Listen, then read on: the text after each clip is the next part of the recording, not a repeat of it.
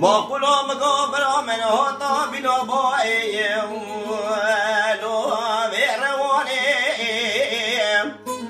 برالی نخطا بجل برا حسنا خوابای وسبگیم شاشی که زیوی ترماوی مادریم بلکه خود خراب که ماران ماما چا جا اوی جارنی مخنتی و درماندانی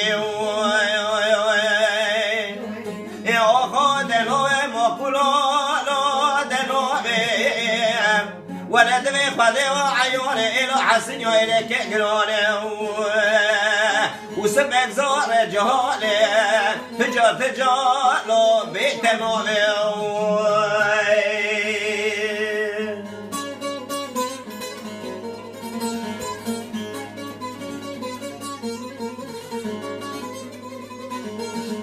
جاني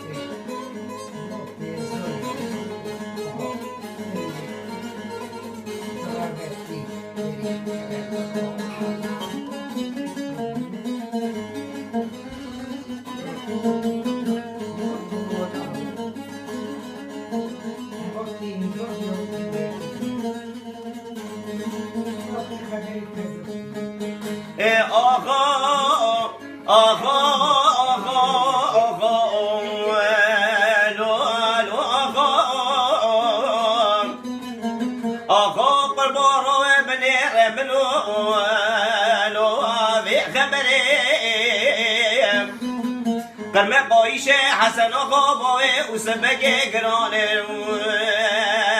دا کتمه لو سرکم بریم خواهی خراب که مران ماما چوانش در من جارا و جارنه باوی وسبگ خوابدی داید را خوابان لبردره کاسی لره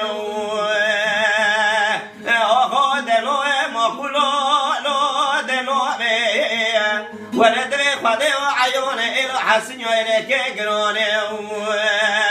وسبك زار جانه تجا